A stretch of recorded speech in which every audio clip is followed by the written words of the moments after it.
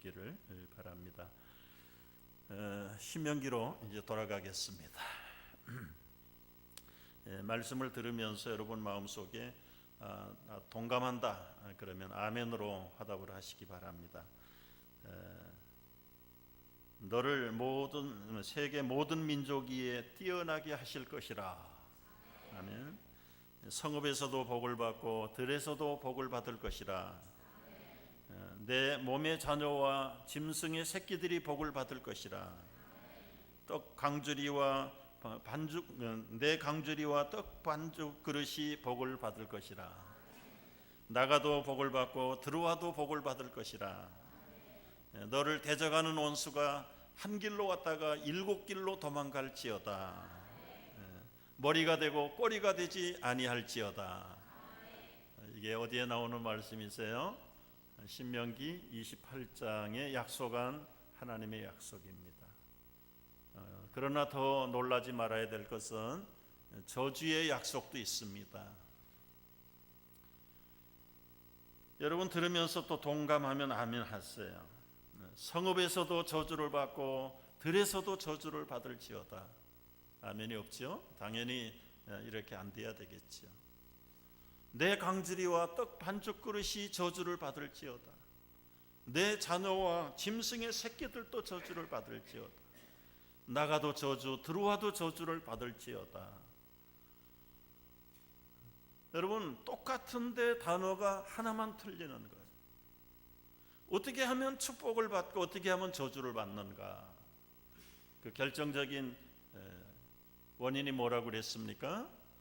하나님 말씀을 fully obey하면, 순종하면 복을 받고 순종하지 않으면 이 저주를 받을 것이라고 분명히 선포하신 말씀이 신명기 28장의 긴 내용이었습니다. 이제 오늘 29장은 이 선포된 축복과 저주가 그냥 이 선포되는 것으로 끝나는 것이 아니라 이제 여러분이 받아서 계약서에다가 사인을 하는 시간이다. 하나님과 언약을 맺고 여러분의 믿음을 통해서 결단하는 내용이 29장의 내용입니다. 결론부터 말씀하면 이 계약서는 사인을 할 때에 거기에 따르는 베네핏을 받습니다. 그리고 만약에 그 계약대로 하지 않을 때는 손해배상을 지불해야 하는 것입니다.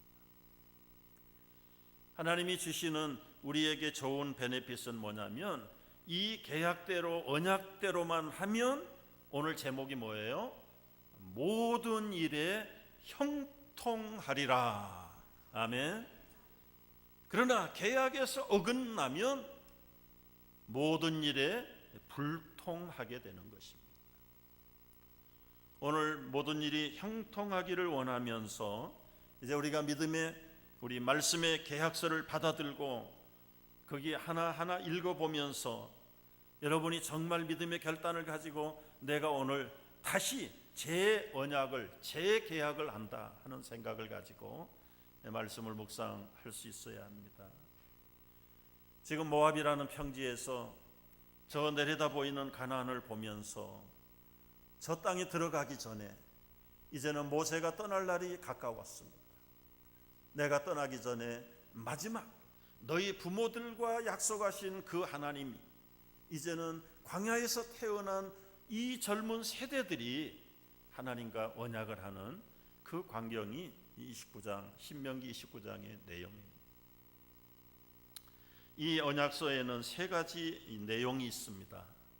첫째는 이 언약의 말씀을 지키는 모든 자들 형통케 하겠다고 하는 내용이 이 29장의 언약서의 첫 번째 포함된 말씀입니다.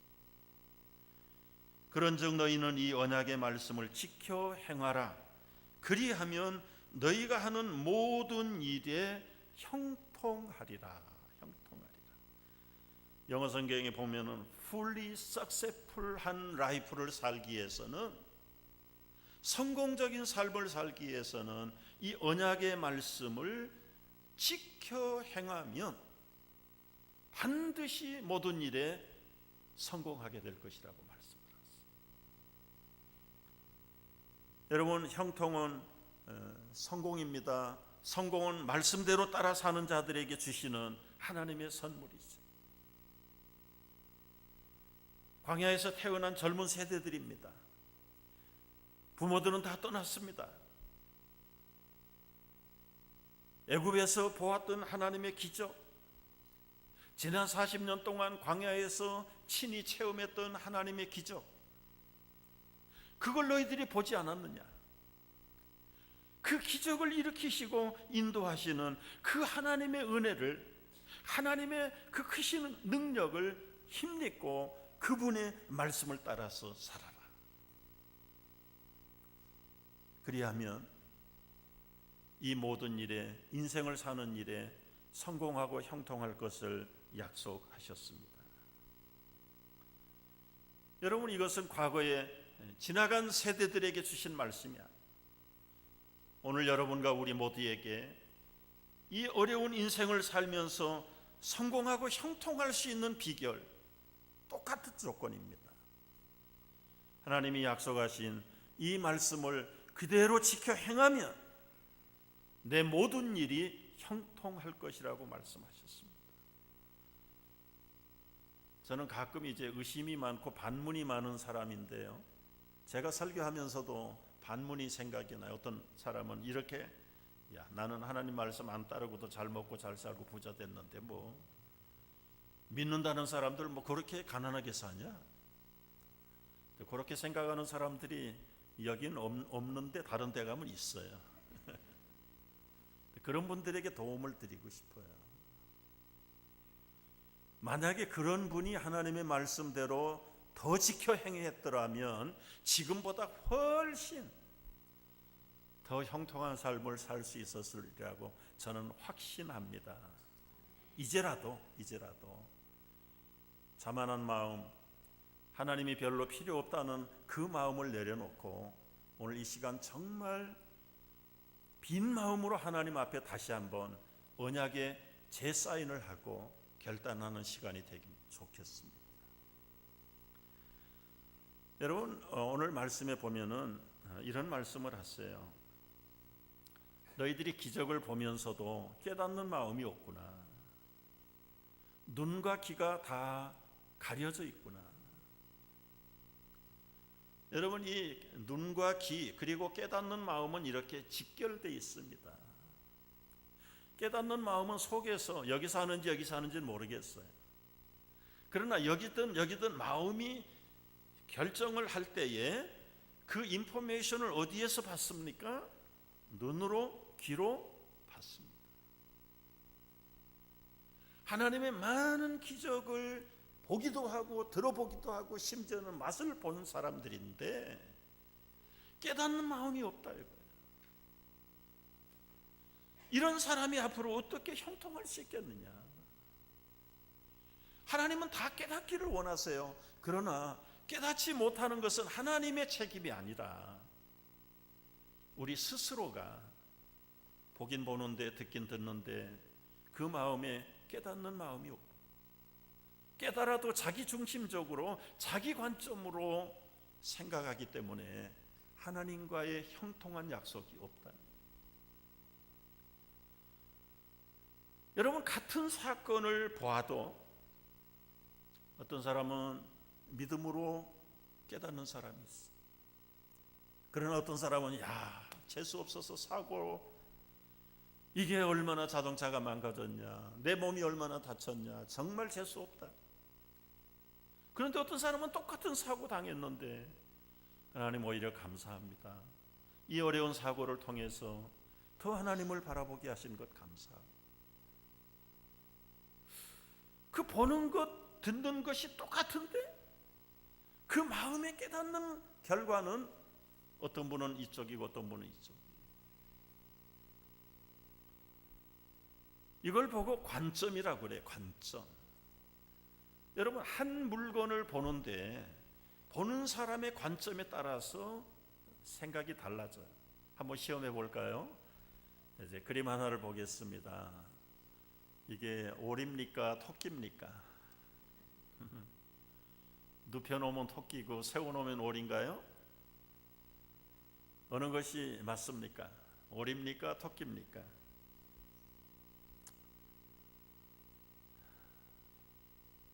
한쪽은 오리라고 그러고 한쪽은 토끼라고 그러고 양쪽으로 그렇게 생각하는 분은 지금 김 목사의 설교를 제대로 이해하지 못하고 있는 사람들입니다. 골탕을 먹이는 시간이죠. 뭐가 중요하냐? 관점에 따라서 틀리기 때문에 해답은 없어요. 목소리 큰 사람이 이길런지 몰라요. 그러나 제가 여러분에게 질문하고 싶은 것은, 그리고 하나님이 원하시는 것은 어떤 관점에서 보느냐에 따라서 두 마리 다 토끼일 수 있고 두 마리 다 오리일 수도 있는 거예요. 중요한 것은 오리냐 토끼냐가 중요한 것보다 더 중요한 건 관점이 뭐냐? 네 중심으로 보는 관점이냐 하나님의 관점으로 보는 것이냐. 살면서 무거운 짐을 집니다. 때로는 많은 사건을 만나기도 합니다. 그런데 그 관점을 통해서 볼 때 어떤 사람은 고생이고 어떤 사람은 감사가 나오는가. 자기 경험을 어떻게 하나님의 관점으로 바꿀 것인가. 이 훈련이 우리 그리스도인들에게 절대적으로 필요한 훈련입니다. 사람은 자기가 경험한 것 외에는 알 수가 없어요. 다른 그림 하나를 보겠습니다. 코끼리가 도대체 어떻게 생겼냐? 코를 만진 사람은 야 이건 코끼리 코가 아니라 호수네. 아주 소방차 호수 같아. 뿔을 만진 사람은 이거는 창자루 같아. 창. 귀를 만진 사람은 야 여기 무슨 선풍기 날개를 하나 갖다 달아놨다. 다리를 붙든 사람은 이게 코끼리 다리라고 생각합니까? 이거 나무 둥치가 하나 있네. 벽을 만진 사람은 코끼리는 벽이야 벽. 아무것도 만지지 않는 사람은 뭐예요? 없어. 코끼리는 존재하지 않는 거예요. 그러면 여러 사람이 자기 경험을 했는데 내릴 수 있는 진리의 결론적인 정의가 뭡니까? 코끼리 어떻게 생겼습니까? 벽입니까? 기둥입니까? 호수입니까? 아니잖아요. 하나님이 하시는 일이 얼마나 넓은데 사람들은 자기가 체험하는 것 요거 하나가 전부라고 생각을 합니다. 그리고는 목소리가 커서 자기가 옳은 것으로 착각하는 사람들입니다. 그러면 여러분 결론이 뭐예요? 코끼리는 어떻게 생겼어요? 정말 호수인가요? 아니면 선풍기 날개인가요? 바람 벽인가요? 나무 둥치인가요? 아니잖아요. 우리는 알 길이 없는 거예요. 그러면 이걸 알고 계시는 예수님은 뭐라고 말씀하시는가? 예수님 뭐라고 말씀하세요? 손발이 맞아 있죠? 영상? 이게 코끼리다. 예수님이 하신 말씀이 진리인 것을 믿으시기 바랍니다. 내가 길이요 진리요 생명이다고 말하는데 사람들은 막 그렇게 말하죠. 내 사업의 성공이 길이고 그게 진리고 그게 앞으로의 영원한 비전이고 소망이지. 자기 권세가 최고고 그것이 성공이고 형통이지. 마치 코끼리 만져보고 부분을 얘기하는 사람들하고 다를 게 뭐가 있습니까? 그러나 예수님은 권세를 보고 길이라고 말하지 않고 많은 재물을 보고 진리라고 말하지 않아요. 그게 쓸데없다는 거 아닙니다, 여러분. 그거 다 필요한 것들이고 중요해요. 그러나 거기에 우리의 관점을 다 쏟아버리면 진짜 진리가 뭔지를 모른다는 거예요. 그래서 요한복음에서 예수님 6장에서 이런 말씀이에요. 내가 너희에게 이르는 말이 영이요 생명이다. 예수님은 말씀으로 존재하셨고 말씀으로 천지를 창조하셨고 그 말씀을 선포할 때마다 죽은 자가 일어나고 파도가 잠잠해지고 그 말씀을 전할 때마다 귀신이 쫓겨나가고 병든 자가 일어나는 역사가 여러분, 우리의 경험은 무리로 걸을 수 없어요. 그러나 예수님은 베드로야 오너라 말하면 걸어갈 수 있는 거예요.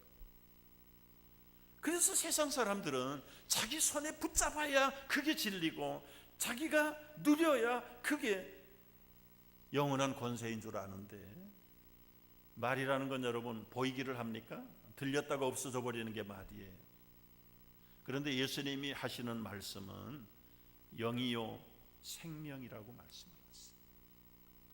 구약에서는 모세의 율법을 가지고 백성들과 언약을 맺었지만 신약 시대에는 예수님의 이 말씀을 가지고 이제 우리가 새 하늘 백성으로서의 언약을 맺는 겁니다. 여러분, 집을 하나 사려고 하면 그 집값에 해당하는 돈을 페이해야 하듯이 예수님과 우리가 계약을 맺을 때는 돈을 내는 게 아닙니다. 우리의 모든 세상의 신분과 권세를 갖다 바치는 게 아니라 주님의 말씀이 진리요 생명이라는 사실을 받아들이고 내가 이 말씀대로 살겠습니다라고 서약하고 관계를 맺는 것이 하나님의 자녀가 되는 비결이에요.